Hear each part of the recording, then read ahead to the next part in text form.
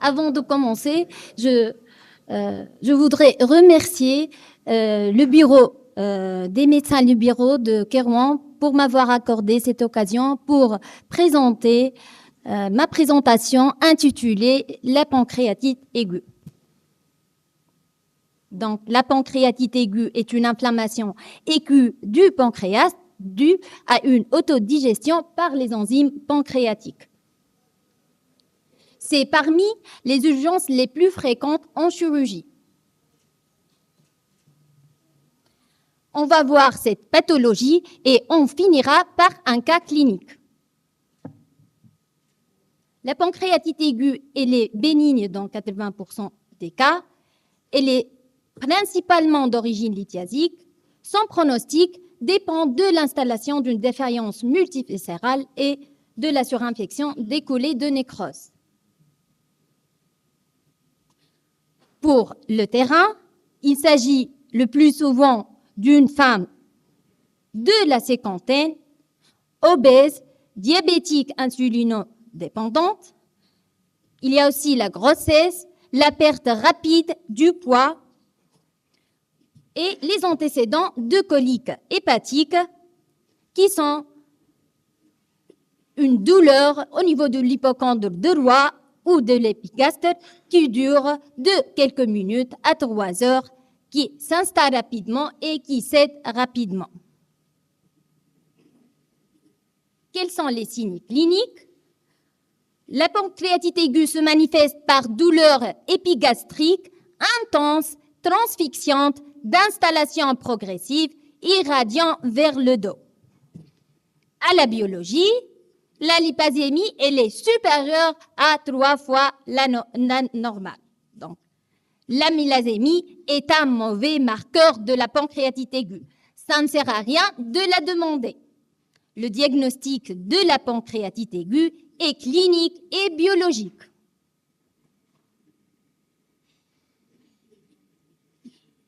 Cependant, en cas d'un patient consultant en retard, avec douleur épigastrique typique, la lipasémie peut être inférieure à 3 fois la normale. Donc, uniquement dans ce cas, on demande un scanner pour confirmer le diagnostic. Une fois le diagnostic de pancréatite aiguë est posé, on adresse la patiente en urgence pour hospitalisation en hôpital ou en clinique privée. On réalise une évaluation de l'état hémodynamique, respiratoire, rénal.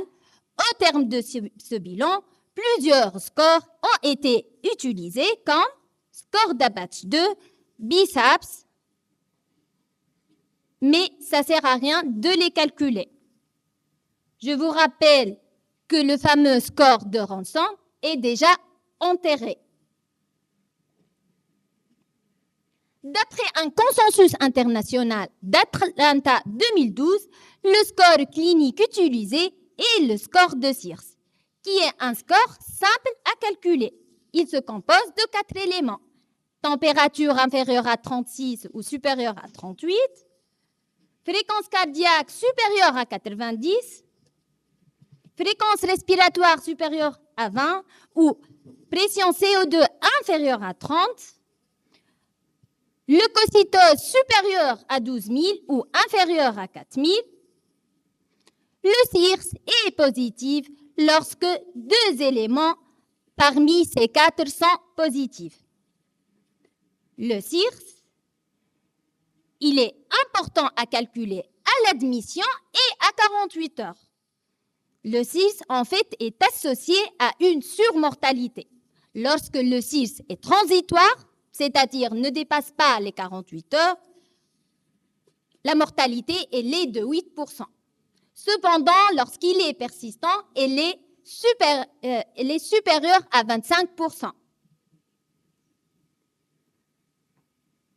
Une fois la patiente hospitalisée, donc, et le diagnostic confirmé, on doit évaluer la gravité. L'évaluation de la gravité de la pancréatite aiguë est clinique, durant surtout les premières 48 heures.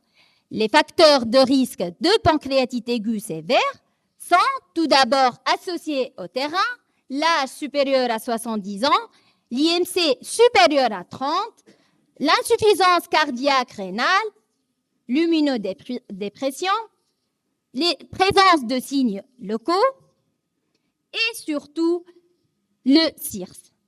Un CIRS positif, c'est un facteur de sévérité. De plus, la CRP à 48 heures est associée à une pancréatite aiguë sévère. En fait, lorsqu'elle est supérieure à 150, lorsqu'elle est supérieure à 300, on doit rechercher systématiquement une complication locale. Au terme du bilan initial, la gravité de la pancréatite aiguë est classée en 3 catégories. La pancréatite aiguë bénigne, qui se voit chez 80% des patients. Il n'y a pas dans ce tableau de défaillance d'organes ni de complications locales. La pancréatite aiguë modérément sévère, il y a une défaillance d'organes qui est transitoire inférieure à 48 heures, où il y a des complications locales. Et enfin, la pancréatite aiguë sévère, où la défaillance d'organes, elle est persistante, où il y a plusieurs défaillances d'organes.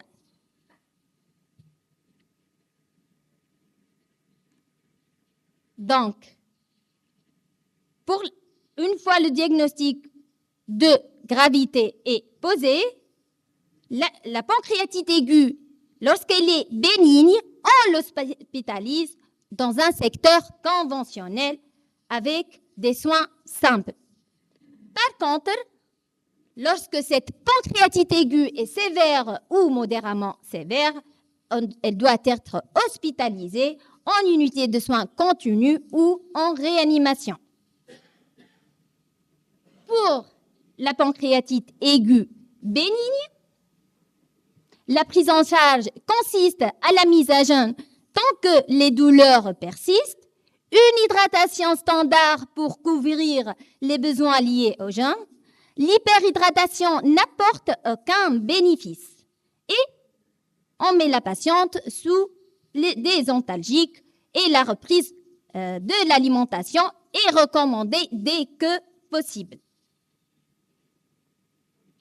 Pour la pancréatite aiguë sévère à modérément sévère, une hyperhydratation agressive dès les premières heures pour lutter contre l'hypovolémie, maintenir la perfusion pancréatique et pour prévenir la nécrose pancréatique. Le ringer lactate et le soluté recommandé.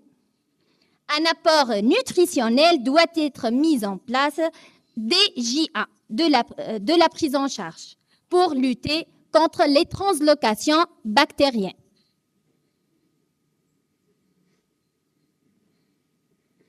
Après 48 à 72 heures, et ils vont mieux à 72 heures, la TDM est réalisée.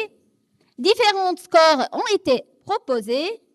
Donc, la fameuse classification d'Atlanta, qui distingue les pancréatites aiguës œdémateuses et nécrotiques.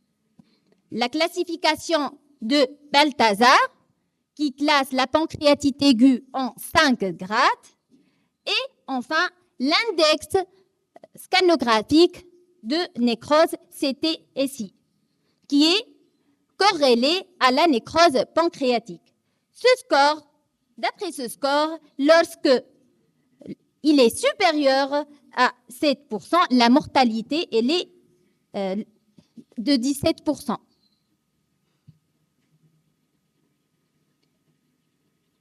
Et voilà donc une nécrose pancréatique. Et vous voyez la nécrose pancréatique en pararénal. Pour la deuxième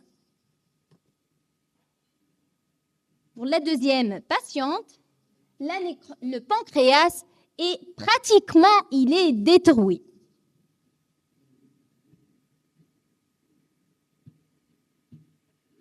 Il ne faut jamais faire une TDM avant 48 heures, sauf suspicion de complications locales. Passons à l'enquête étiologique. La lithiase biliaire est la cause la plus fréquente qui se voit chez 80% des patients. La présence d'une cytolyse dans les 48 heures après les débuts des douleurs doit faire évoquer le diagnostic jusqu'à preuve du contraire. L'échographie doit être réalisée systématiquement et répétée. L'origine alcoolique, cette cause est fréquente en Occident. Elle est suspectée devant une intoxication prolongée supérieure à une dizaine d'années et importante supérieure à 50 grammes par jour. En cas de survenue tardive d'une première pancréatite aiguë au cours d'une intoxication alcoolique ancienne, toujours asymptomatique, il faut toujours suspecter une origine tumorale. Pour les autres étiologies, il faut suspecter l'origine tumorale, surtout que 10% des adénocarcinomes pancréatiques sont révélés par une pancréatite aiguë. Les autres étiologies sont la pancréatite auto-immune, la pancréatite métabolique par hypercalcémie ou par hypertriglycéridémie. Et les autres étiologies malformatives sont plus rares. Passons au cas clinique. Une femme âgée de 42 ans, sans antécédents pathologiques, qui consulte pour douleurs épigastriques transfixiantes d'installation progressive. À l'examen, la température elle est à 37, tension artérielle à 12,8, fréquence cardiaque à 105, fréquence respiratoire à 25, elle sature à 95%. Quels sont les examens complémentaires que vous demandez? Vous pouvez écrire votre réponse. Pour une douleur épigastrique typique de type pancréatique, il faut demander systématiquement une lipasémie. Et pour le retentissement, NFS, créate, iono. Et dans le cadre du bilan étiologique, bilan hépatique, triglycéridémie, calcémie. Pour cette patiente, les globules blancs à 10 500, hémoglobine à 13, plaquettes à 350 000, créatinémie, elle est normale, bilan hépatique, il est strictement normal.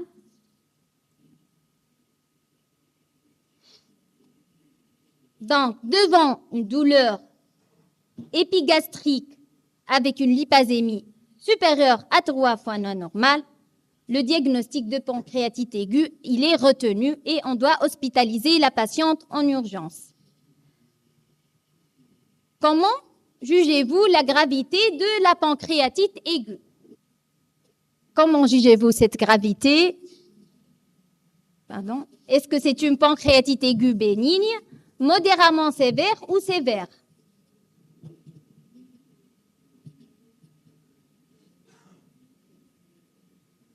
Donc, d'après les données de ce cas clinique, comment vous jugez cette pancréatite aiguë?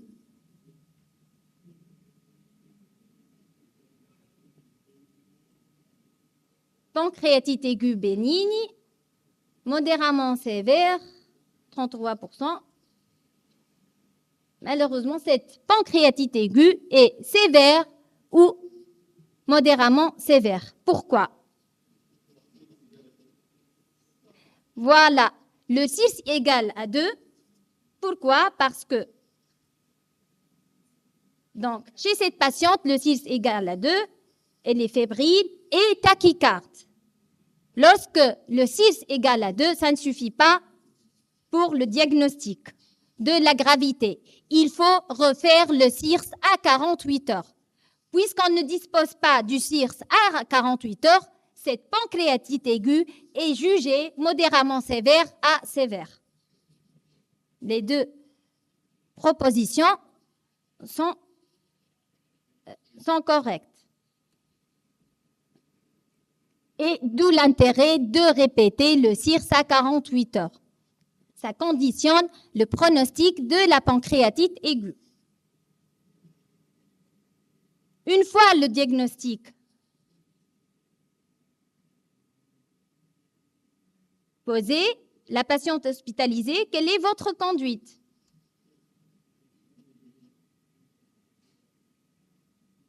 Devant une pancréatite aiguë, modérément sévère à sévère, avec un CIRS initial positif.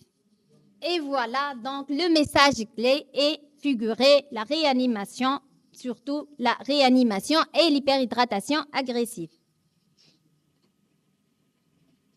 Donc, on hospitalise cette patiente en unité de soins intensifs ou en réanimation chirurgicale. Oxygénothérapie, on doit conditionner cette patiente avec surveillance des constantes hémodynamiques. Hyperhydratation agressive à base de ringer lactate, surtout les premières 48 heures. Et il faut toujours faire attention chez les patients insuffisants rénaux ou insuffisants cardiaques. On doit compléter par les antalgiques, l'alimentation est précoce et la TDM abdominale réalisée après 72 heures. Et voilà la TDM de cette patiente qui montre des coulées de nécrose en pararénaux droit et gauche et dans l'arrière-cavité des épiplans. Donc, pour le diagnostic étiologique, on a déjà demandé la triglycéridémie, la calcémie, elle est revenue normale.